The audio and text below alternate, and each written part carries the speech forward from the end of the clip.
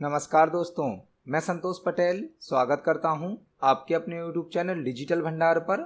आज की वीडियो में हम CPCT एग्जाम जुलाई 2023 के लिए कंप्यूटर के इम्पोर्टेंट क्वेश्चंस को समझने वाले हैं।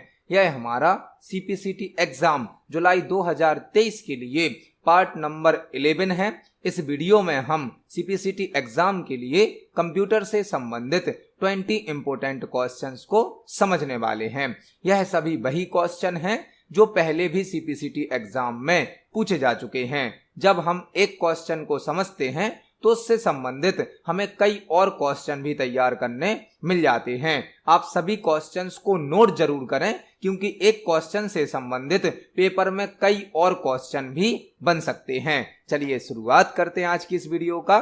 देखते हैं आज का हमारा पहला क्वेश्चन क्या है। पहला क्वेश्चन हमसे पूछा गया है, डिफॉल्ट प्रिंटिंग विकल्प टूलबार प्रिंट बटन स्वचालित रूप से फाइल के ब्लैंक पृष्ठों को प्रिंट करेगा।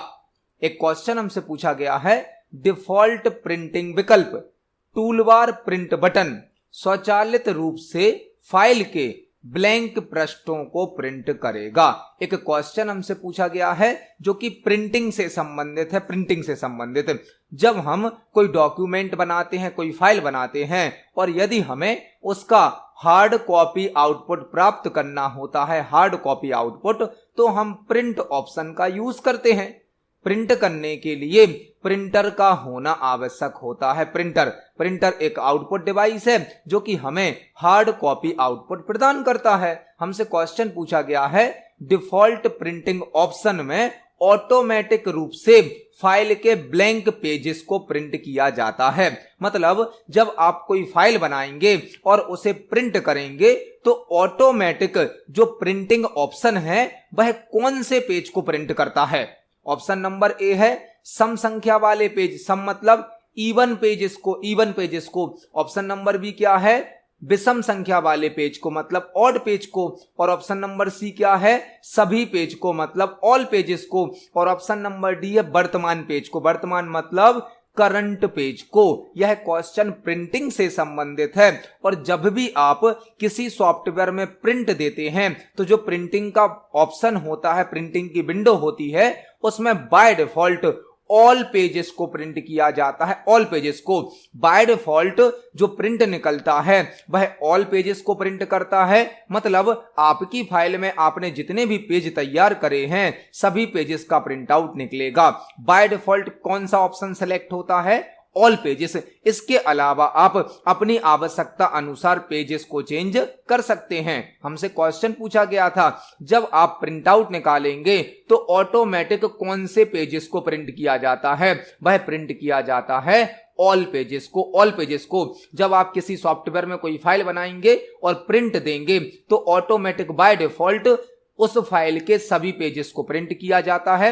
आप उसको चेंज भी कर सकते हैं। तो इस क्वेश्चन का आंसर हो जाएगा option number C, all pages या सभी पृष्ठों को प्रिंट करेगा। देखते हैं हमारे नेक्स्ट क्वेश्चन को। नेक्स्ट क्वेश्चन है, डॉक्यूमेंट को प्रिंट करने के लिए प्रिंटर इंक ब्लैंक का उपयोग करते हैं। डॉक्यूमेंट को प्रिंट करने के लिए प्रिंटर इंक ब्लैंक का उपयोग करते हैं। एक और क्वेश्चन जो कि प्रिंटर से संबंधित है। अब CPCT के पेपर में प्रिंटर से और MS वर्ड से बहुत सारे क्वेश्चन पूछे जा रहे हैं। MS वर्ड से बहुत सारे क्वेश्चन पूछे जा रहे हैं, प्रिंटर टॉपिक से बहुत सारे क्वेश्चन पूछे जा रहे हैं। हमें अगला क्वेश्चन दिया गया है, डॉक्यूमेंट को प्रिंट करने के लिए प्रिंटर इंक ब्लैंक का उपयोग करता है। प्रिंटर से संबंधित एक और क्वेश्चन है। प्रिंटर जो कि एक आउटपुट डिवाइस होता है जो कि हमें हार्ड कॉपी आउटपुट प्रदान करता है। हार्ड कॉपी आउटपुट प्रदान करता है। हमसे क्वेश्चन पूछा गया है, डॉक्यूमेंट को प्रिंट करने के लिए प्रिंटर इंक ब्लैंक का उपयोग करता है। हमने प्रीवियस वीडियोस में भी डिस्कस किया है कि जो प्रिंटर होता है प्रिंटर की जो इंक होती है उसे कार्ट्रिज में भरा जाता है, कार्ट्रिज में। जो लेजर प्रिंटर होता है उसमें टोनर का यूज किया जाता है, टोनर को भी कार्ट्रिज में भरते हैं। और जो इंकजेट प्रिंटर होता है उसमें लिक्विड इंक का यूज किया जाता है जिसे हम कार्ट्रिज में फिल करते हैं। मतलब प्रिंटर का वह स्थान जहां पर इंक को या पाउडर को, टोनर को भरा जाता है, रखा जाता है, उसे क्या कहा जाता है? कार्ट्रिज। कार्ट्रिज प्रिंटर का एक ऐसा पार्ट होता है जो कि प्रिंटर में यूज होने वाली इंक को या पाउडर को स्टोर करता है। तो इस क्वेश्चन का आंसर क्या हो जाएगा? ऑप्शन नंबर ए, कार्ट्रिज। डॉक्यूमेंट को प्रिंट करने के लिए प्रिंटर इंक कार्ट्रिज का उपयोग करते हैं। तो इस क्वेश्चन का आंसर हो जाएगा ऑप्शन नंबर ए, कार्ट्रिज। कार्ट्रिज प्रिंटर का वह स्थान होता है जहां पर प्रिंटर में यूज होने वाली इंक या पाउडर को फिल किया जाता है। मतलब डॉक्यूमेंट को प्रिंट करने के लिए प्रिंटर इंक कार्ट्रिज का उपयोग करते हैं। इस क्वेश्चन का आंसर हो जाएगा ऑप्शन नंबर ए। देखते हैं हमारे नेक्स्ट क्वेश्चन को। नेक्स्ट क्वेश्चन है, किसी प्रिंटर को इंस्टॉल करने के लिए एक विंडोज उपयोगकर्ता को कहां जाना चाहिए? किसी प्रिंटर को इंस्टॉल करने के लिए एक विंडोज उपयोगकर्ता को कहां जाना चाहिए? एक क्वेश्चन हमसे पूछा गया है कि यदि किसी विंडोज यूजर को, विंडोज यूजर मतलब जो विंडोज ऑपरेटिंग सिस्टम का यूज कर रहा है, उसको अपने कंप्यूटर में यदि कोई प्रिंटर इंस्टॉल करना है तो उसको कौन सा विकल्प सेलेक्ट करना पड़ेगा? ऑप्शन नंबर ए है control panel, option number B है my documents, option number C है my device, option number D है माय नेटवर्क। यदि हमें अपने कंप्यूटर में कोई भी प्रिंटर को इंस्टॉल करना है या कोई भी सॉफ्टवेयर इंस्टॉल करना है, अनइंस्टॉल करना है, तो कंप्यूटर में एक ऑप्शन होता है कंट्रोल पैनल। कंट्रोल पैनल से हम अपने कंप्यूटर से संबंधित सभी प्रकार की सेटिंग्स को चेंज कर सकते हैं। साथ ही साथ कंप्यूटर सिस्टम में कोई हार्डवेयर डिवाइस को ऐड कर सकते हैं, नेटवर्किंग को सेट कर सकते हैं, किसी सॉफ्टवेयर को अनइंस्टॉल भी कर सकते हैं। प्रिंटर जो होता है वह तो एक हार्डवेयर डिवाइस होती है, प्रिंटर तो एक हार्डवेयर डिवाइस है जो कि हमें हार्ड कॉपी आउटपुट देता है, आउटपुट डिवाइस है। लेकिन प्रिंटर का जो सॉफ्टवेयर होता है, सॉफ्टवेयर, किसी भी हार्डवेयर डिवाइस का जो सॉफ्टवेयर होता है उसे उस डिवाइस का ड्राइवर कहा जाता है।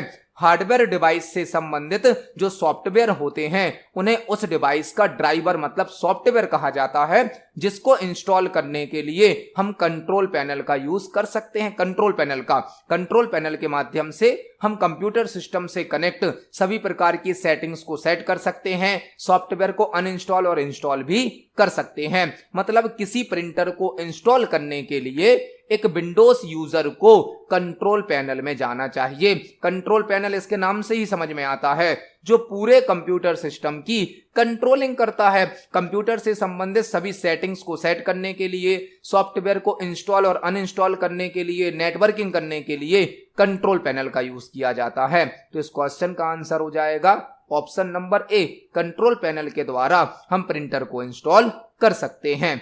देखते हैं हमारे नेक्स्ट क्वेश्चन को। नेक्स्ट क्वेश्चन है, आमतौर पर अधिक महंगे प्रिंटर का उपयोग ब्लैंक के लिए किया जाता है। आमतौर पर अधिक महंगे प्रिंटर का उपयोग ब्लैंक के लिए किया जाता है। जनरली जो कॉस्टली प्रिंटर होते हैं उनका उपयोग किस लिए किया जाता है, यह हमें बताना है। महंगे प्रिंटर मतलब जो हाई क्वालिटी देंगे, जो हाई आउटपुट देंगे, उसके लिए महंगे प्रिंटर का यूज किया जाएगा। हमसे क्वेश्चन पूछा गया है, आमतौर पर अधिक महंगे प्रिंटर का उपयोग ब्लैंक के लिए किया जाता है। यदि महंगा प्रिंटर होगा मतलब उसकी क्वालिटी भी अच्छी होगी, वो हमें आउटपुट भी अच्छा देगा, तभी तो महंगा है। तो ऑप्शन नंबर ए क्या है? उच्च resolution black and white printing के लिए। उच्च resolution black and white printing, यहां पर ऑप्शन नंबर ए में दिया गया है उच्च रेजोल्यूशन, मतलब हाई क्वालिटी तो होगी लेकिन ब्लैक एंड व्हाइट प्रिंटिंग करेगा, यह तो नहीं होगा आंसर। ऑप्शन नंबर बी क्या है? उच्च रेजोल्यूशन कलर प्रिंटिंग, मतलब हाई क्वालिटी का प्रिंट आउट मिलेगा और कलर प्रिंटिंग भी होगी, यह हमारा आंसर हो सकता है। ऑप्शन नंबर सी क्या है? निम्न resolution black and white printing. निम्न रेजोल्यूशन मतलब तो लो क्वालिटी का प्रिंटर हो गया, वह महंगा तो होगा नहीं, यह भी आंसर नहीं है। ऑप्शन नंबर डी क्या है? निम्न रेजोल्यूशन कलर प्रिंटिंग। यहां पर भी निम्न रेजोल्यूशन है मतलब लो क्वालिटी है, तो यह भी आंसर नहीं होगा। आंसर क्या हो जाएगा? ऑप्शन नंबर बी, उच्च रेजोल्यूशन मतलब हाई रेजोल्यूशन। रेजोल्यूशन जितना अधिक होगा उतनी अच्छी क्वालिटी मिलेगी, प्रिंट आउट उतना अच्छा आएगा और कलर प्रिंटिंग भी करेगा। मतलब आमतौर पर अधिक महंगे प्रिंटर का उपयोग हाई रेजोल्यूशन और कलर प्रिंटिंग करने के लिए किया जाता है। रेजोल्यूशन का मतलब है प्रिंटर की क्वालिटी। प्रिंटर का रेजोल्यूशन जितना अधिक होगा उतनी अच्छी हमें प्रिंटिंग क्वालिटी मिलेगी। रेजोल्यूशन जो है वो प्रिंटर की क्वालिटी को रिप्रेजेंट करता है। प्रिंटर की जो क्वालिटी होती है या प्रिंटर का जो रेजोल्यूशन होता है उसे डीपीआई में नापा जाता है। डीपीआई में डॉट्स पर इंच में, डॉट्स पर इंच में प्रिंटर के रेजोल्यूशन को या क्वालिटी को नापा जाता है। इस क्वेश्चन का आंसर हो जाएगा ऑप्शन नंबर बी। आमतौर पर अधिक महंगे प्रिंटर का उपयोग उच्च रेजोल्यूशन और कलर प्रिंटिंग के लिए किया जाता है। देखते हैं हमारे नेक्स्ट क्वेश्चन को। नेक्स्ट क्वेश्चन है, इंकजेट प्रिंटर की स्याही को सूखने से कैसे बचाया जाता है? इंकजेट प्रिंटर की स्याही को सूखने से कैसे बचाया जाता है? एक और अगला क्वेश्चन प्रिंटर से संबंधित है। इंकजेट प्रिंटर की स्याही को सूखने से कैसे बचाया जाता है? इंकजेट एक प्रिंटर का टाइप है जो कि एक नॉन इंपैक्ट प्रिंटर होता है। Non impact printer, inkjet printer एक नॉन इंपैक्ट प्रिंटर है जो कि कम साउंड करता है, आवाज कम करता है और हाई क्वालिटी का आउटपुट प्रदान करता है। इंकजेट प्रिंटर में लिक्विड फॉर्म में इंक यूज की जाती है, लिक्विड फॉर्म में इंक यूज की जाती है और इंकजेट प्रिंटर में नोजल के माध्यम से इंक को पेपर पर स्प्रे किया जाता है जिससे हमारा प्रिंट आउट निकलता है। आपको याद रखना है इंकजेट प्रिंटर एक नॉन इंपैक्ट प्रिंटर है, मतलब प्रिंटिंग करते समय साउंड अधिक नहीं करता है और इंकजेट प्रिंटर में लिक्विड इंक का यूज किया जाता है। इंक को नोजल के माध्यम से पेपर पर स्प्रे करके प्रिंटिंग की जाती है। हमसे क्वेश्चन पूछा गया है इंकजेट प्रिंटर की स्याही को सूखने से कैसे बचाया जाता है। जो इंकजेट प्रिंटर है इसमें एक प्रॉब्लम होती है इंक क्लॉगनिंग की। इंक क्लॉगनिंग की एक प्रॉब्लम होती है। इंक क्लॉगनिंग की प्रॉब्लम क्या कहलाती है? फॉर एग्जाम्पल, हमने आज एक प्रिंट आउट निकाला इंकजेट प्रिंटर से, फिर 1 महीने तक इंकजेट प्रिंटर का हमने यूज नहीं किया। इसमें लिक्विड फॉर्म में इंक होती है, तो जो इंक होती है लिक्विड फॉर्म में वह हमारे प्रिंटर के हेड पर जम जाती है, सूख जाती है, क्योंकि हमने 1 महीने तक प्रिंटर का यूज नहीं किया। अब जब हम नेक्स्ट टाइम प्रिंट आउट निकालेंगे तो पहले हमें प्रिंटर के हेड को साफ करना होगा, क्लीन करना होगा, तभी हमारा प्रिंट आउट सही तरीके से निकल पाएगा। तो जो इंकजेट प्रिंटर होता है इसमें एक इंक क्लॉगनिंग की प्रॉब्लम होती है। मतलब यदि हम प्रिंटर को लंबे समय तक उपयोग नहीं करेंगे तो जो इंक होती है वह सूख कर जम जाती है, जिसे हमें दोबारा प्रिंट आउट निकालते समय साफ करना होता है। हमसे पूछा गया है इंकजेट प्रिंटर की स्याही को सूखने से कैसे बचाया जाता है। ऑप्शन नंबर ए है, यदि प्रिंटर का प्रयोग ना कर रहे हैं तो उसे चालू मतलब ऑन करें। यदि आप प्रिंटर का उपयोग ना कर रहे हैं तो उसे चालू मतलब ऑन करें। ऑप्शन नंबर ए है। यह भी आंसर हो सकता है। हमने आपको बताया यदि प्रिंटर लंबे समय तक यूज नहीं कर रहे हैं तो उसकी इंक सूख जाएगी, इंक क्लॉगनिंग हो जाएगी। तो ऑप्शन नंबर ए दिया गया है, यदि प्रिंटर का प्रयोग ना कर रहे हो तो उसे चालू कर दो, ऑन कर दो। ऑप्शन नंबर बी क्या है? कार्ट्रिजेस को नमी से बचाएं। कार्ट्रिजेस को नमी से बचाएं, यह तो आंसर नहीं हो सकता। ऑप्शन नंबर सी क्या है? कार्ट्रिजेस को उच्च या निम्न तापमान पर रखें। कार्ट्रिजेस को उच्च या निम्न तापमान पर रख के, जो कार्ट्रिज है उसको हाई टेम्परेचर पर या लो टेम्परेचर पर रखकर, यह भी आंसर नहीं हो सकता। ऑप्शन नंबर डी क्या है? प्रिंटर का अधिक बार उपयोग कर। प्रिंटर का अधिक बार उपयोग कर, यह है हमारा आंसर। आपको ऑप्शन नंबर ए भी आंसर लग सकता है, लेकिन यहां पर ध्यान से पढ़ें क्या लिखा गया है, यदि प्रिंटर का प्रयोग ना कर रहे हो तो उसे चालू करें, ऑन करें। सिर्फ ऑन करने के लिए बोला गया, यह नहीं बोला गया कि प्रिंट आउट भी निकालें। जब प्रिंट आउट निकालते रहेंगे तो ही तो प्रिंटर चलता रहेगा, मतलब इंक सूख नहीं पाएगी। तो आंसर हो जाएगा option number D. Inkjet printer की स्याही को सूखने से बचाने के लिए प्रिंटर का अधिक बार उपयोग करना चाहिए। जब आप रेगुलर प्रिंट करते रहेंगे तो इंक नहीं सूखेगी, प्रिंटर चलता रहेगा। मतलब इस क्वेश्चन का आंसर हो जाएगा option number D. Inkjet printer की स्याही को सूखने से बचाने के लिए प्रिंटर का अधिक बार उपयोग करना चाहिए, मतलब प्रिंटर का उपयोग रेगुलर करते रहना चाहिए। देखते हैं हमारे नेक्स्ट क्वेश्चन को। नेक्स्ट क्वेश्चन है, MS एक्सेल 2019 में सेल से डेटा को काटने मतलब कट करने के लिए निम्न में से किस शॉर्टकट कुंजी का उपयोग किया जाता है। MS एक्सेल का एक क्वेश्चन पूछा गया है जो कि बहुत ही बेसिक सा और सिंपल सा क्वेश्चन है। MS एक्सेल 2019 में सेल से डेटा को कट करने के लिए निम्न में से किस शॉर्टकट की का उपयोग किया जाता है। हमसे कट की शॉर्टकट की पूछी गई है, कट की शॉर्टकट की। आप देख सकते हैं पेपर में इतने सिंपल क्वेश्चन भी पूछे जाते हैं। आपको यहां पर कंफ्यूज नहीं होना है कि MS एक्सेल 2019 लिख दिया। कई बार स्टूडेंट के हमारे पास कमेंट आते हैं कि सर हमने तो MS एक्सेल 2016 चलाया है, 2013 चलाया है, क्वेश्चन तो 2019 का आ गया। तो 2019 में शॉर्टकट की नहीं बदलेगी। आपने MS एक्सेल का, MS वर्ड का, पावर पॉइंट का कोई भी वर्जन चलाया हो, मैक्सिमम शॉर्टकट की सेम चलती हैं, मैक्सिमम ऑप्शन सेम होते हैं। आपको इस MS एक्सेल के वर्जन में कंफ्यूज नहीं होना है। जो कट होता है, कट की शॉर्टकट की होती है Ctrl+X। मैक्सिमम सॉफ्टवेयर में किसी ऑब्जेक्ट को कट करने के लिए Ctrl+X शॉर्टकट की का यूज किया जाता है। कट का मतलब क्या होता है, किसी ऑब्जेक्ट को एक स्थान से हटाकर दूसरे स्थान पर ले जाना, उसे कहा जाता है कट। कट की शॉर्टकट की होती है Ctrl+X। कॉपी की शॉर्टकट की होती है Ctrl+C। पेस्ट की शॉर्टकट की होती है Ctrl+V और अंडू की शॉर्टकट की होती है Ctrl+Z। यहां पर हमने एक साथ 4 शॉर्टकट की समझी। इस क्वेश्चन का आंसर है ऑप्शन नंबर सी। कट की शॉर्टकट की होती है Ctrl+X। देखते हैं हमारे नेक्स्ट क्वेश्चन को। नेक्स्ट क्वेश्चन है, ब्लैंक क्रिप्टोग्राफी एल्गोरिथम इंक्रिप्शन और डिक्रिप्शन के लिए एकल कुंजी का उपयोग करता है। ब्लैंक क्रिप्टोग्राफी एल्गोरिथम इंक्रिप्शन और डिक्रिप्शन के लिए एकल कुंजी का प्रयोग करता है या उपयोग करता है। यह क्वेश्चन साइबर सिक्योरिटी से या इंफॉर्मेशन सिक्योरिटी से पूछा गया है। इंफॉर्मेशन सिक्योरिटी या साइबर सिक्योरिटी टॉपिक का यह क्वेश्चन है। हमसे पूछा गया है ब्लैंक क्रिप्टोग्राफी एल्गोरिथम इंक्रिप्शन और डिक्रिप्शन के लिए सिंगल की का उपयोग करता है। एकल कुंजी मतलब सिंगल की का उपयोग करता है। क्रिप्टोग्राफी क्या होती है?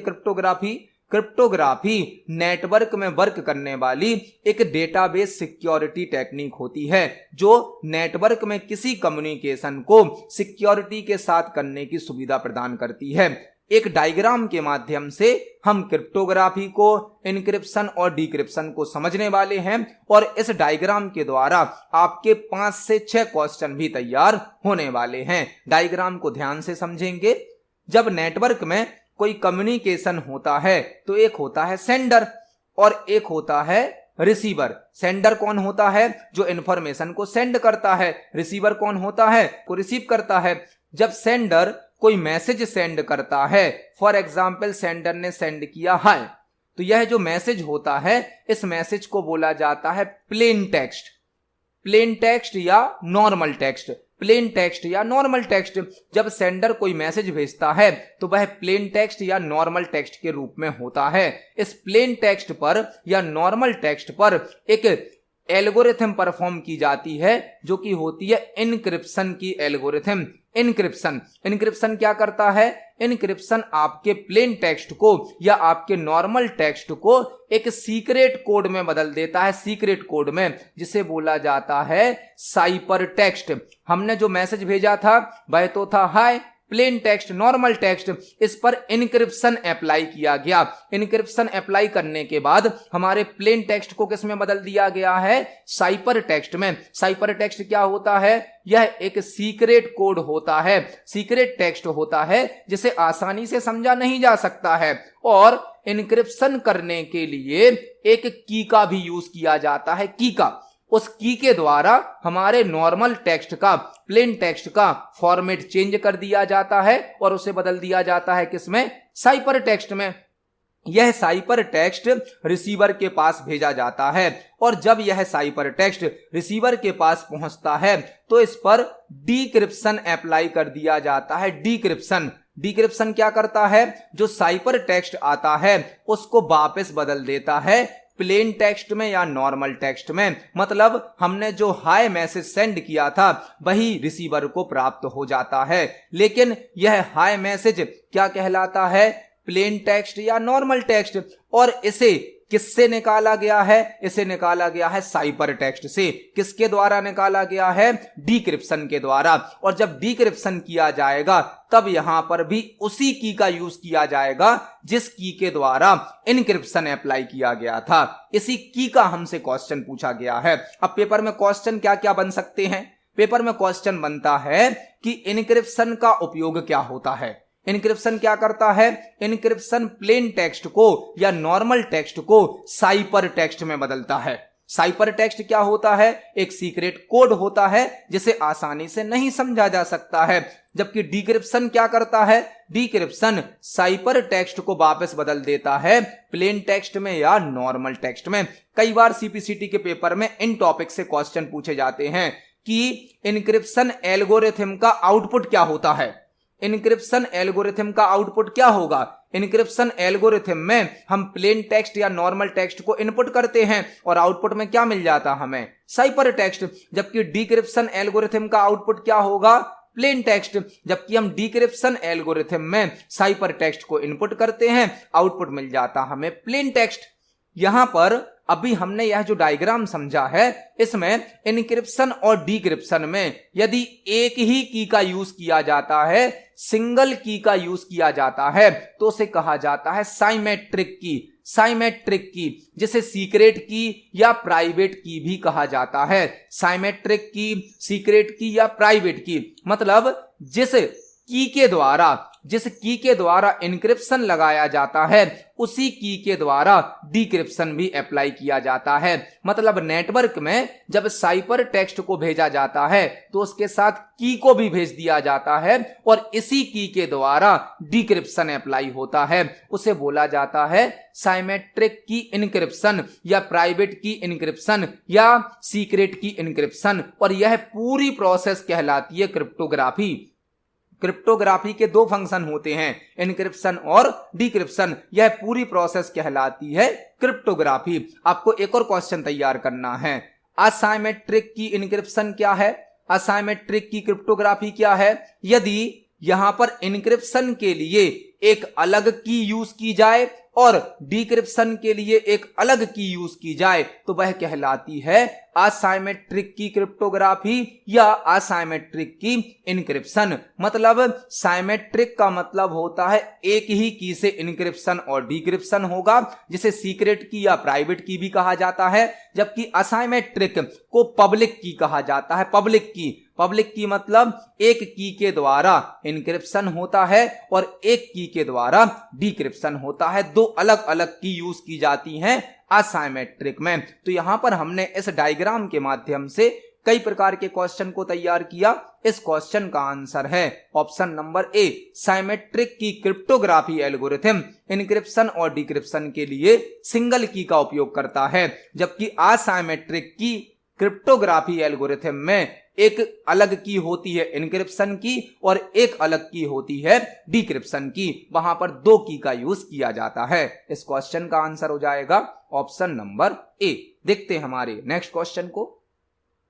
नेक्स्ट क्वेश्चन है, निर्माताओं द्वारा समय समय पर सॉफ्टवेयर अपडेट क्यों प्रदान किए जाते हैं? निर्माताओं द्वारा समय समय पर सॉफ्टवेयर अपडेट क्यों प्रदान किए जाते हैं? एक सॉफ्टवेयर से संबंधित क्वेश्चन पूछा गया है कि जो सॉफ्टवेयर बनाने वाली कंपनियां होती हैं उनके द्वारा टाइम टू टाइम सॉफ्टवेयर के अपडेट क्यों प्रदान किए जाते हैं। आपने देखा होगा आपके मोबाइल में, कंप्यूटर में जो सॉफ्टवेयर या जो ऐप इंस्टॉल होते हैं टाइम टाइम पर उनके लिए अपडेट आते हैं, और यदि आप अपडेट नहीं करते हैं तो आपका मोबाइल, कंप्यूटर, लैपटॉप स्लो चलने लगता है, हैंग करने लगता है। तो हमसे पूछा गया है जो निर्माताओं द्वारा समय समय पर सॉफ्टवेयर अपडेट दिए जाते हैं वह क्यों दिए जाते हैं। ऑप्शन नंबर ए है हार्डवेयर में बग को खोलने के लिए। हार्डवेयर में बग को खोलने के लिए। बग का मतलब क्या होता है? बग का मतलब होता है एरर। सॉफ्टवेयर में आने वाली एरर को बग कहा जाता है। बग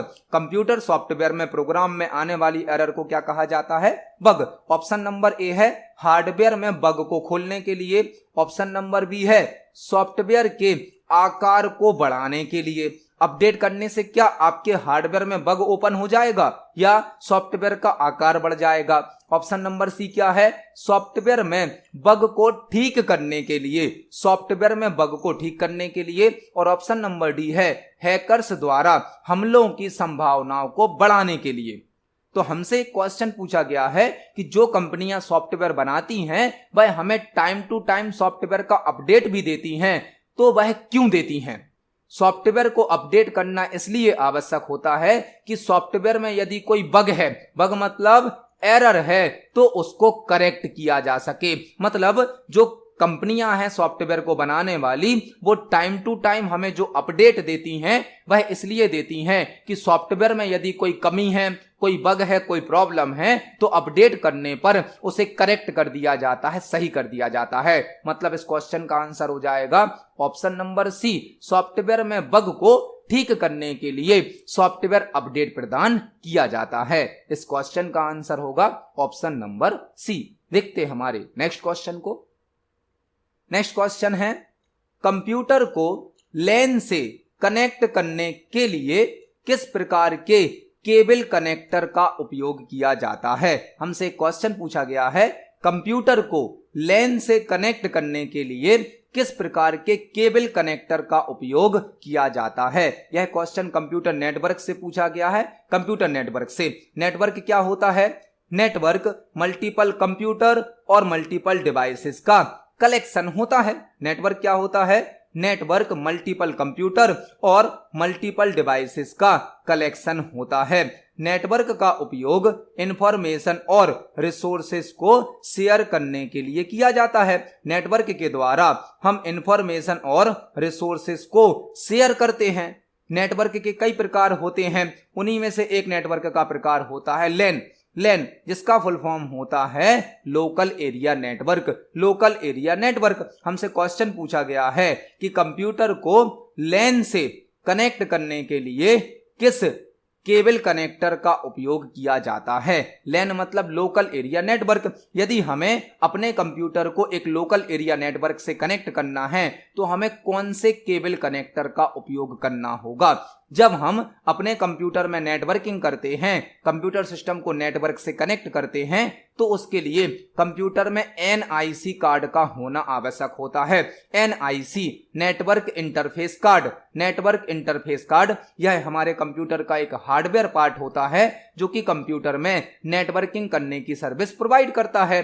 NIC कार्ड में एक पोर्ट होता है RJ45 पोर्ट। RJ45 पोर्ट जिसमें नेटवर्किंग केबल को या इंटरनेट केबल को कनेक्ट किया जाता है। जब नेटवर्किंग बनती है तो नेटवर्किंग की जो केबल होती है उसे कंप्यूटर सिस्टम के RJ45 पोर्ट में कनेक्ट किया जाता है। मतलब इस क्वेश्चन का आंसर क्या हो जाएगा?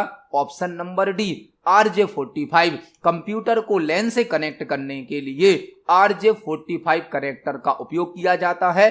यह कनेक्टर, यह पोर्ट NIC कार्ड से अटैच होता है। NIC का फुल फॉर्म होता है नेटवर्क इंटरफेस कार्ड, जो कि कंप्यूटर में नेटवर्किंग करने के लिए आवश्यक होता है। आपको यहाँ पर 3 क्वेश्चन और तैयार करने हैं। RJ45 में RJ का फुल फॉर्म क्या होता है? Registered jack. Registered jack RJ का फुल फॉर्म होता है रजिस्टर्ड जैक। IDE का फुल फॉर्म क्या होता है? IDE का फुल फॉर्म होता है integrated development environment, integrated development environment, integrated development environment. VGA का फुल फॉर्म क्या होता है? वीजीए का फुल फॉर्म होता है video graphics array, video graphics array, video graphics array. इसके अलावा HDMI का फुल फॉर्म क्या होता है? HDMI का फुल फॉर्म होता है high definition multimedia interface, high definition multimedia interface, high definition multimedia interface. RJ का फुल फॉर्म होता है रजिस्टर्ड जैक, IDE का फुल फॉर्म होता है integrated development environment, integrated development environment. HDMI का फुल फॉर्म होता है हाई डेफिनेशन मल्टीमीडिया इंटरफेस और VGA का फुल फॉर्म होता है वीडियो ग्राफिक्स एरे। तो इस क्वेश्चन का आंसर हो जाएगा ऑप्शन नंबर डी। देखते हैं हमारे नेक्स्ट क्वेश्चन को। नेक्स्ट क्वेश्चन है इंटरनेट के संदर्भ में www संक्षिप्त नाम का पूर्ण रूप क्या है? इंटरनेट के संदर्भ में www संक्षिप्त नाम का पूर्ण रूप क्या है? हमें यहां पर www का फुल फॉर्म बताना है क्या होगा, जो कि बहुत ही सिंपल सा बेसिक सा क्वेश्चन है। www का फुल फॉर्म होता है world wide web, world wide web www का फुल फॉर्म होता है।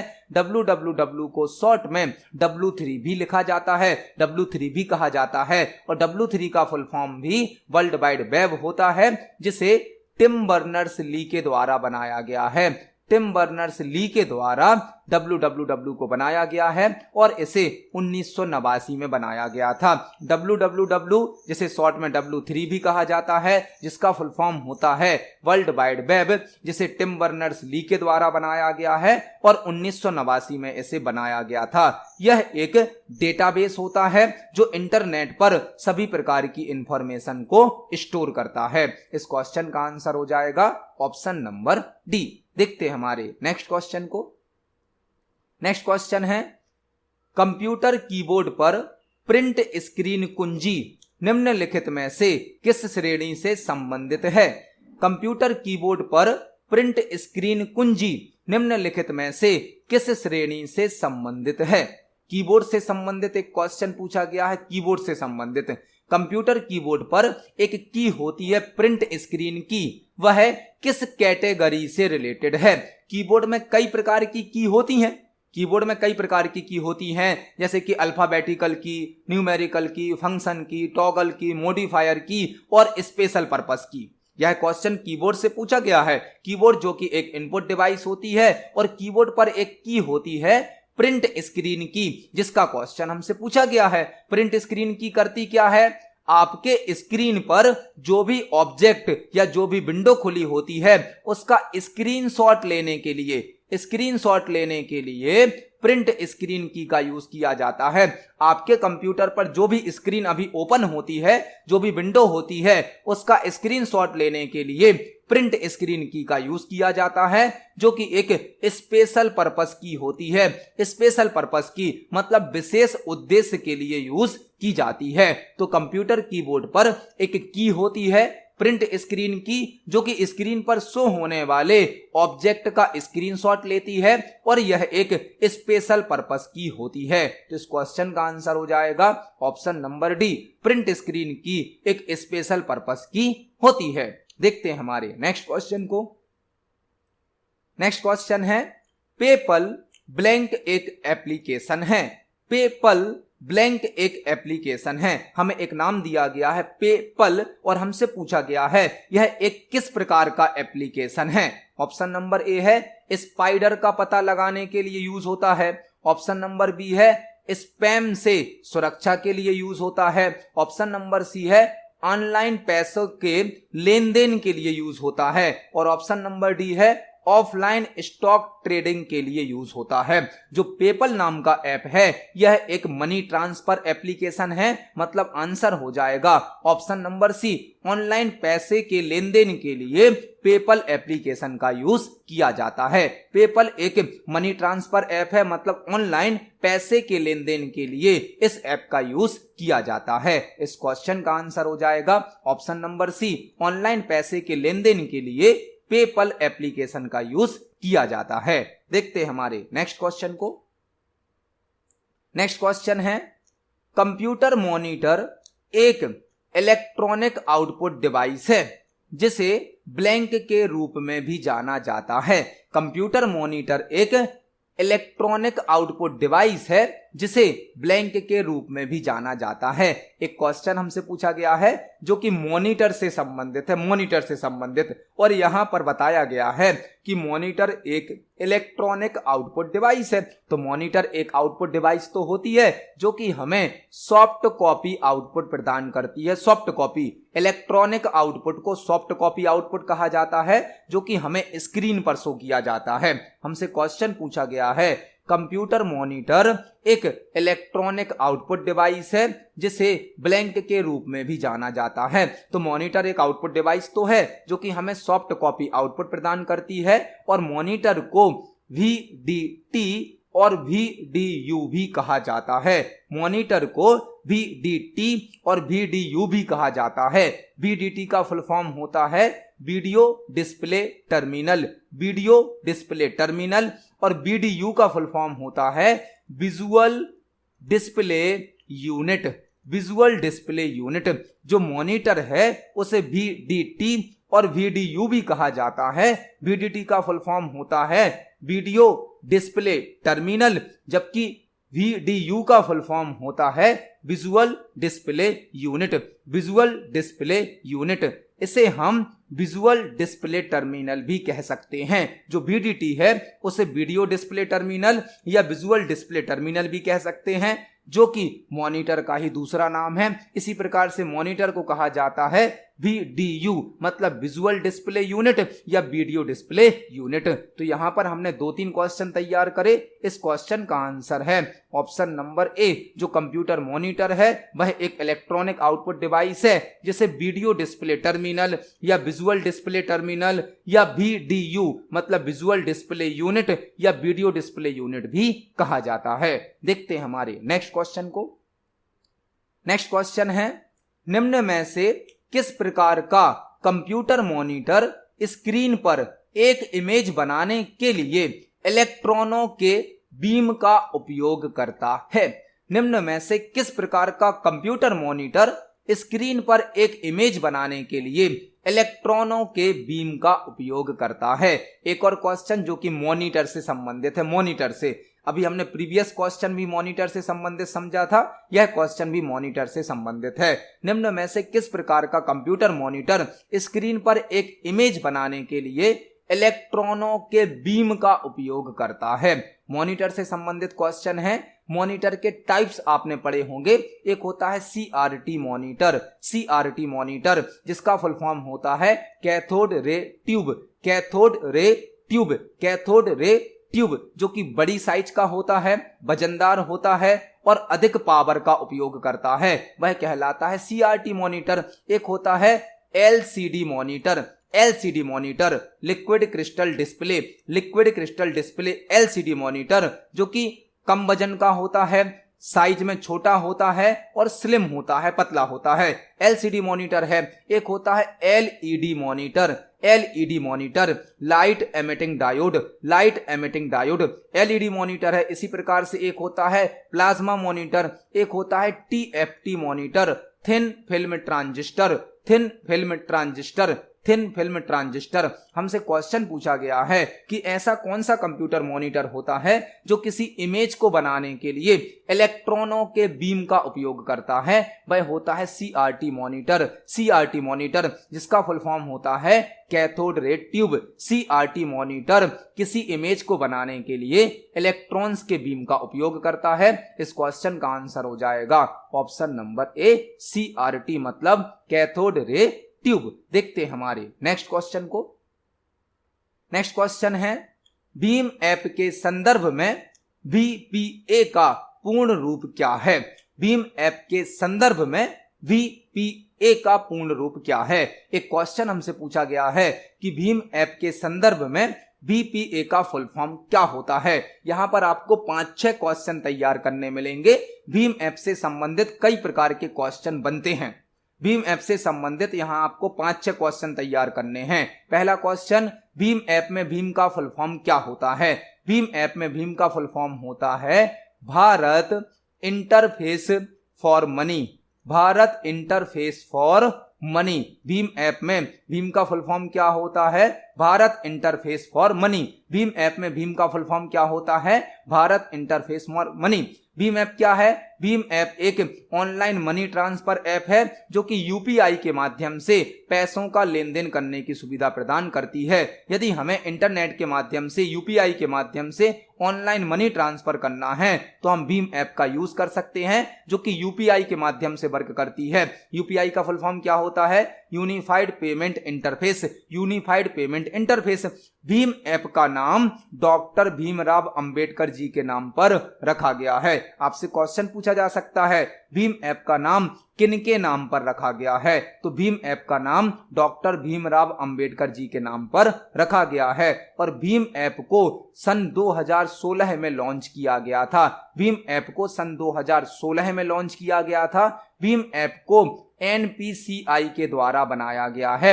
एनपीसीआई के द्वारा भीम ऐप को बनाया गया है। एनपीसीआई का फुल फॉर्म होता है national payments corporation of India. National payments corporation of India. NPCI के द्वारा भीम ऐप को बनाया गया है। हमसे क्वेश्चन पूछा गया है, भीम ऐप के संदर्भ में बीपीए का पूर्ण रूप क्या है?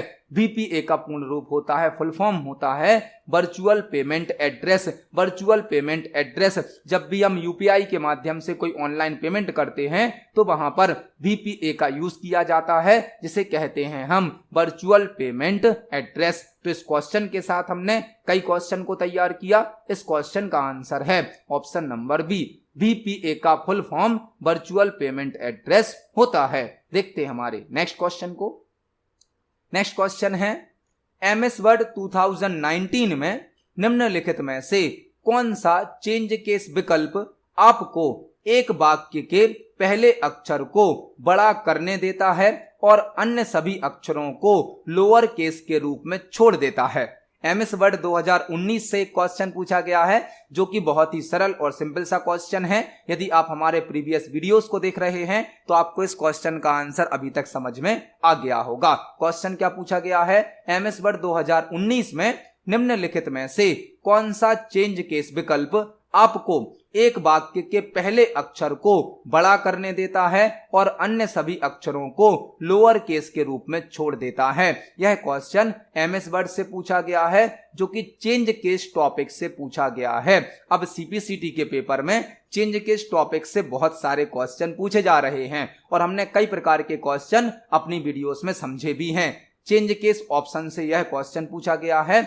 एमएस वर्ड का जो चेंज केस ऑप्शन है यह होम टैब में प्राप्त होता है और यह फॉन्ट ग्रुप में प्राप्त होता है। फॉन्ट ग्रुप में एमएस वर्ड में टोटल 5 प्रकार के केस यूज किए जाते हैं।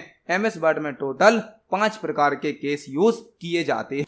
एमएस वर्ड में टोटल 5 प्रकार के केस होते हैं, 5 प्रकार के। और चेंज केस की शॉर्टकट की होती है shift plus F3। Shift plus F3 change case की शॉर्टकट की होती है। शॉर्टकट की से केवल 3 प्रकार के केस चेंज किए जा सकते हैं। 3 प्रकार के होते टोटल 5 प्रकार के केस हैं, लेकिन शॉर्टकट की से केवल 3 प्रकार के केस ही चेंज किए जा सकते हैं। एमएस वर्ड का जो डिफॉल्ट केस होता है, डिफॉल्ट केस मतलब अपने आप जो केस होता है वह होता है सेंटेंस केस। Sentence case. और सेंटेंस केस करता क्या है? पूरे सेंटेंस का मतलब पूरे वाक्य का पहला अक्षर बस कैपिटल कर देता है, बड़ा कर देता है, बाकी सभी अक्षरों को छोटा छोड़ देता है, मतलब स्मॉल लेटर में लिखता है। यही हमसे क्वेश्चन में पूछा गया है। एमएस वर्ड में 5 प्रकार के केस होते हैं, लेकिन शॉर्टकट की से 3 प्रकार के केस चलते हैं। शॉर्टकट की होती है shift plus F3। MS word का डिफॉल्ट केस होता है सेंटेंस केस, जिसमें पूरे वाक्य का पहला अक्षर बस कैपिटल होता है, बाकी सभी अक्षर स्मॉल होते हैं, छोटे होते हैं। यही हमसे क्वेश्चन में पूछा गया है। आंसर हमारा ऑप्शन नंबर ए है सेंटेंस केस। सेंटेंस केस में पूरे सेंटेंस का, पूरे वाक्य का पहला अक्षर बस कैपिटल होता है, बाकी सभी स्मॉल होते हैं, छोटे होते हैं। जबकि इसके अलावा एक होता है अपर केस। अपर केस में सभी कैरेक्टर को कैपिटल में लिखा जाता है, सभी कैरेक्टर को। एक होता है लोअर केस। लोअर केस में सभी कैरेक्टर को स्मॉल में लिखा जाता है, छोटे अक्षरों में। और एक होता है कैपिटलाइज ईच वर्ड या कैप्सलाइज ईच वर्ड, जिससे हर शब्द का पहला अक्षर कैपिटल हो जाता है। और एक होता है toggle case. Toggle case. Toggle case क्या करता है? टॉगल केस बड़े अक्षरों को छोटे अक्षरों में बदलता है और छोटे अक्षरों को बड़े अक्षरों में बदलता है। यहां पर हमने चेंज केस से संबंधित सभी क्वेश्चन तैयार करे। इसको हम एमएस वर्ड पर प्रैक्टिकली भी देख सकते हैं।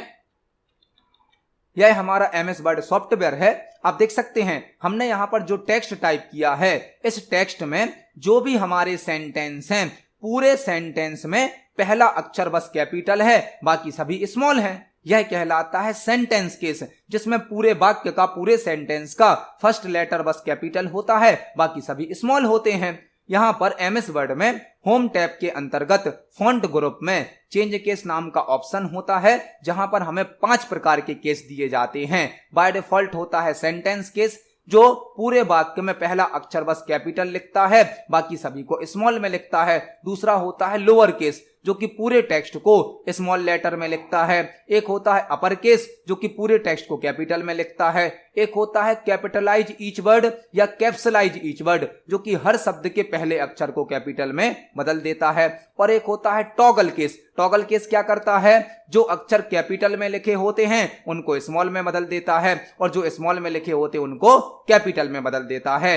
टॉगल केस को रिवर्स कर देता है, मतलब कैपिटल को स्मॉल में बदलेगा और स्मॉल को कैपिटल में बदलेगा। यह क्वेश्चन हमसे पूछा गया था। इस क्वेश्चन का आंसर है ऑप्शन नंबर ए, सेंटेंस केस। देखते हैं हमारे अगले क्वेश्चन को।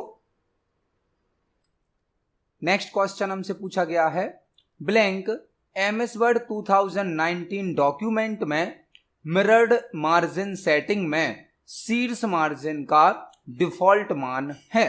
ब्लैंक एमएस वर्ड 2019 डॉक्यूमेंट में मिरर्ड मार्जिन सेटिंग में शीर्ष मार्जिन का डिफॉल्ट मान है।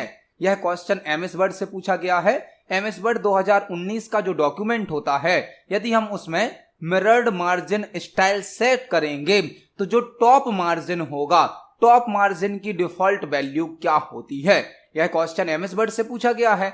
एमएस वर्ड में मार्जिन क्या होता है। मार्जिन, जब आप कोई डॉक्यूमेंट बनाते हैं, कोई पेज बनाते हैं, तो आपने देखा होगा पेज में पूरे एरिया में ऑल पेज पर टेक्स्ट टाइप नहीं होता है। पेज के चारों साइड पर कुछ ब्लैंक एरिया छोड़ दिया जाता है। यह जो ब्लैंक एरिया होता है इसे कहा जाता है मार्जिन।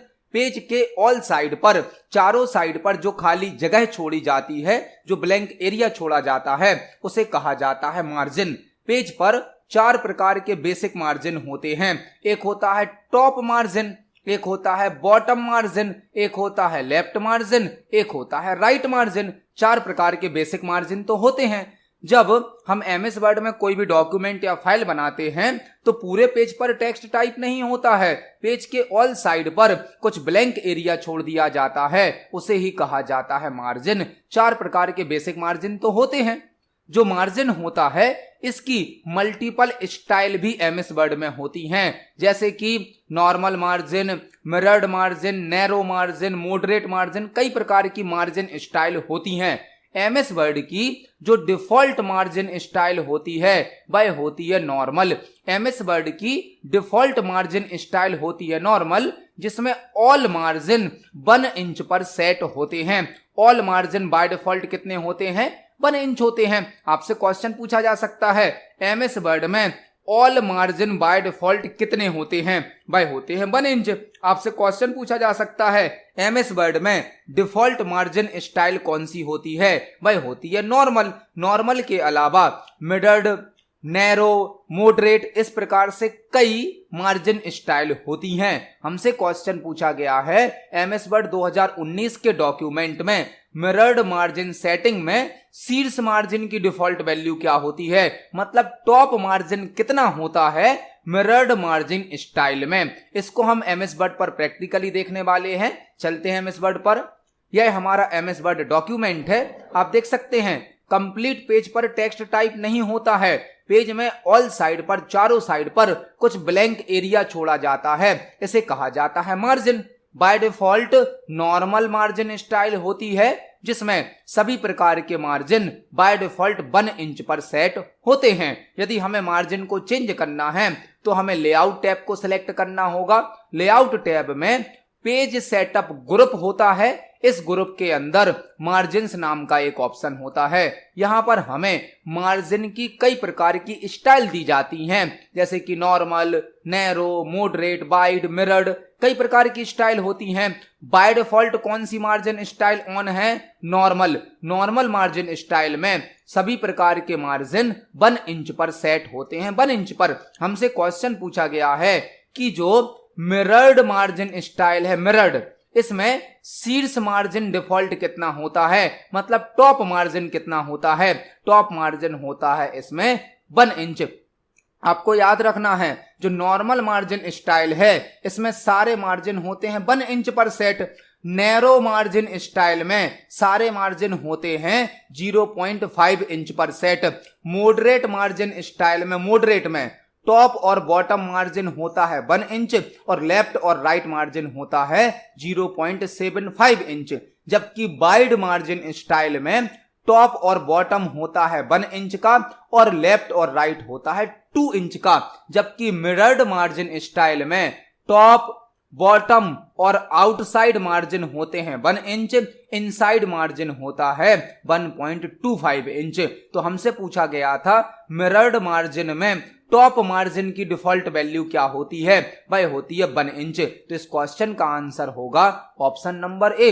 एमएस वर्ड 2019 के डॉक्यूमेंट में मिरर्ड मार्जिन सेटिंग में शीर्ष मार्जिन की डिफॉल्ट वैल्यू 1 इंच होती है। इस क्वेश्चन का आंसर हो जाएगा ऑप्शन नंबर ए। देखते हमारे नेक्स्ट क्वेश्चन को। नेक्स्ट क्वेश्चन है, निम्नलिखित में से कौन सा एमएस एक्सेल फंक्शन उन कक्षों मतलब सेल्स की संख्या की गणना करता है जो एक श्रेणी मतलब रेंज में खाली नहीं है?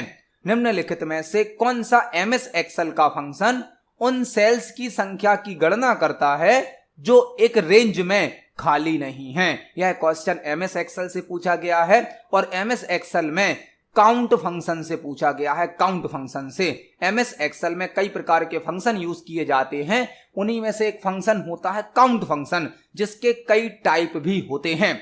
आपको यहां पर एक साथ 4 क्वेश्चन तैयार करने हैं। 4 क्वेश्चन हमसे क्वेश्चन पूछा गया है, एमएस एक्सेल का कौन सा ऐसा फंक्शन है जो एक रेंज में उन सेल को काउंट करेगा जो खाली नहीं है? भरे हुए सेल को काउंट करना है, भरे हुए सेल को। तो ऐसे सेल को काउंट करना है जो भरे हुए हैं, उसके लिए काउंट फंक्शन तो है, लेकिन यह भी 4 प्रकार से वर्क करता है। काउंट का पहला टाइप होता है काउंट। काउंट फंक्शन कौन से सेल को काउंट करेगा? जो सेल केवल नंबर से फिल किए जाएंगे। काउंट फंक्शन केवल उन्हीं सेल को काउंट करता है जिन सेल को नंबर से भरा जाता है। यदि किसी सेल में हम टेक्स्ट भर देते हैं, अल्फाबेट भर देते हैं, तो उनको काउंट नहीं करता है काउंट फंक्शन। काउंट फंक्शन केवल वही सेल काउंट करता है जो किससे भरे जाते हैं? नंबर से। जबकि एक होता है count a function. Count a function क्या करेगा? किसी भी प्रकार की वैल्यू से भरे गए सेल को काउंट करेगा। मतलब सेल में कुछ भी भरा हो, बस सेल को यदि भरा गया होगा तो उसे काउंट कर देगा। कौन सा फंक्शन? काउंट ए। जबकि काउंट फंक्शन क्या करता है? काउंट फंक्शन केवल वह सेल काउंट करता है जो नंबर से भरे जाते हैं, जबकि काउंट ए फंक्शन किसी भी प्रकार की वैल्यू से भरे गए सेल को काउंट कर देता है। यही हमसे पूछा गया है। हमसे क्या पूछा गया है? जो एक रेंज में खाली नहीं है, मतलब सेल में कुछ भी भरा हो, हमें उन सेल को गिनना है। कौन सा फंक्शन है? काउंट ए। काउंट केवल नंबर से भरे गए सेल को काउंट करेगा, जबकि काउंट ए किसी भी प्रकार की वैल्यू से भरे गए सेल को काउंट करता है। एक फंक्शन होता है काउंट इफ। काउंट इफ क्या करेगा? कंडीशन के आधार पर, एक क्राइटेरिया के आधार पर सेल को काउंट करेगा। और एक फंक्शन होता है काउंट ब्लैंक। काउंट ब्लैंक क्या करेगा? एक रेंज में ब्लैंक सेल को काउंट करेगा, खाली सेल को। यह होते हैं काउंट के 4 टाइप। काउंट फंक्शन जो कि केवल नंबर से भरे गए सेल को काउंट करेगा। काउंट ए किसी भी प्रकार की वैल्यू से भरे हुए सेल को काउंट करेगा। काउंट इफ कंडीशन के आधार पर काउंटिंग करेगा सेल की। और काउंट ब्लैंक केवल खाली सेल को काउंट करेगा। इन सभी को हम एक्सेल पर प्रैक्टिकली देख सकते हैं। चलते हैं एक्सेल पर। यह हमारा एमएस एक्सेल सॉफ्टवेयर है। यदि हम यहां पर कुछ सेल को फिल कर देते हैं, फॉर एग्जाम्पल हमने यहां लिखा 10, यहाँ लिखा 20, यहाँ पर लिख दिया हमने y और यहाँ पर लिख दिया हमने h। हमने कुछ सेल को यहाँ पर फिल किया है और इसके बाद हम फिर से कुछ नंबर भरते हैं और बीच में कुछ सेल को ब्लैंक भी छोड़ देते हैं। अब हमें इन सभी सेल को काउंट करना है, इन सभी सेल को। तो हम सबसे पहले अपना पहला फंक्शन लगाते हैं काउंट। काउंट फंक्शन क्या करेगा, इन सभी सेल को काउंट करेगा और हमें रिजल्ट देगा कि ऐसे कितने सेल हैं जिनको नंबर से भरा गया है, नंबर से। हम देखते हैं काउंट फंक्शन का क्या आउटपुट होगा। काउंट फंक्शन का आउटपुट आया है 4, क्योंकि काउंट फंक्शन ने कौन कौन से सेल काउंट करे हैं, 10, 20, 2, 3। जो सेल नंबर से भरे गए थे उन सेल को काउंट कर दिया है काउंट फंक्शन ने, नंबर से भरे गए सेल को। जबकि एक होता है count a function. Count a function क्या करेगा, आपके सेल को किसी भी प्रकार की वैल्यू से यदि भरा गया है तो उसे काउंट कर देगा। आप देख सकते हैं काउंट ए का आउटपुट कितना आया, 6, क्योंकि इसने किसी भी प्रकार की वैल्यू से भरे गए सेल को काउंट कर दिया। 1, 2, 3, 4, 5 और 6 सेल भरे गए हैं। यह होता है काउंट ए। एक होता है काउंट इफ।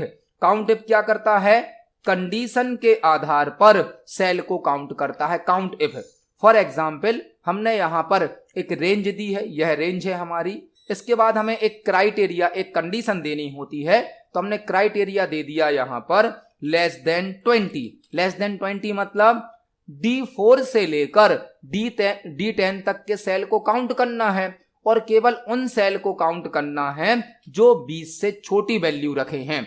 एंटर की को प्रेस करते हैं, आप देख सकते हैं हमें कितना आउटपुट मिला, 3 क्यों मिला, D4 से लेकर D10 तक के सेल को चेक किया गया और यह चेक किया गया ऐसे कितने सेल हैं जिनमें 20 से छोटी वैल्यू भरी गई है। वह है 3 सेल, 10, 2 और 3, इसलिए 3 आ गया। अब हमारा लास्ट फंक्शन बचा है काउंट ब्लैंक।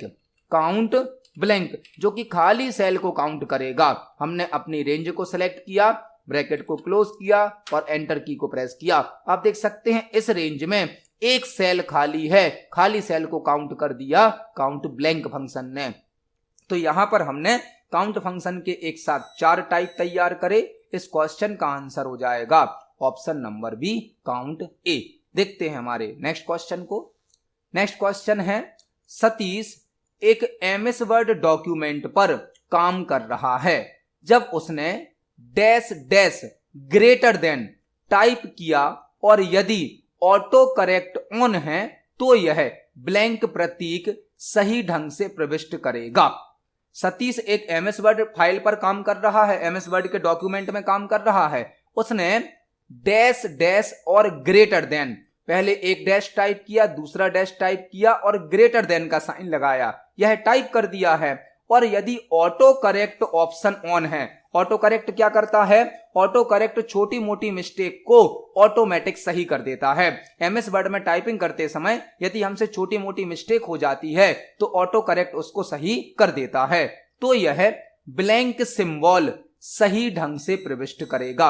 मतलब हमसे पूछा गया है कि यदि सतीश एमएस वर्ड में काम कर रहा है और उसने 2 बार डैश और 1 बार ग्रेटर देन का सिंबल टाइप किया है और यदि एमएस वर्ड पर ऑटो करेक्ट ऑप्शन ऑन होगा तो हमें कौन सा सिंबल शो किया जाएगा, कौन सा सिंबल यहां पर शो किया जाएगा, एरो सिंबल। आपको याद रखना है, इसको ध्यान से देखें तो एरो बन रहा है, एरो।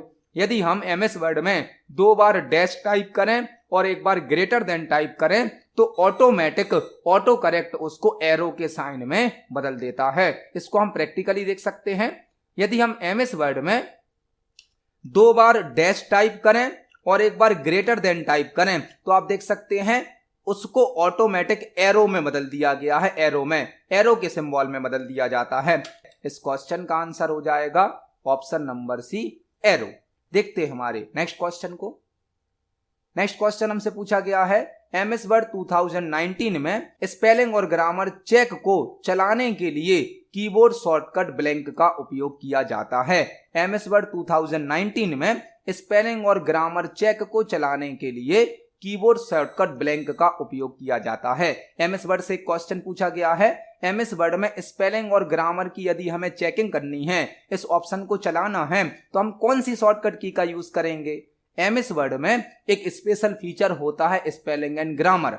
जब आप एमएस वर्ड में टाइपिंग करते हैं तो आपने देखा होगा कुछ शब्दों को रेड कलर की अंडरलाइन से शो किया जाता है। जिन शब्दों में स्पेलिंग की मिस्टेक होती है उन शब्दों को रेड कलर की अंडरलाइन से शो किया जाता है, और कुछ शब्दों को ब्लू या ग्रीन कलर की अंडरलाइन से शो किया जाता है, वहां पर ग्रामर की मिस्टेक होती है। एमएस वर्ड में टाइपिंग करते समय ऑटोमेटिक स्पेलिंग और ग्रामर को चेक किया जाता है। यदि किसी शब्द में स्पेलिंग मिस्टेक होती है तो उस शब्द को रेड कलर से अंडरलाइन कर दिया जाता है, और यदि किसी शब्द में ग्रामर की मिस्टेक होती है तो वहां पर ब्लू या ग्रीन कलर की अंडरलाइन शो की जाती है। इस स्पेलिंग और ग्रामर की मिस्टेक को चेक करने के लिए, करेक्ट करने के लिए एक ऑप्शन होता है स्पेलिंग एंड ग्रामर, जिसकी शॉर्टकट की होती है F7। F7 spelling and grammar की शॉर्टकट की होती है। यह ऑप्शन रिव्यू टैब में प्राप्त होता है और प्रूफिंग ग्रुप में होता है।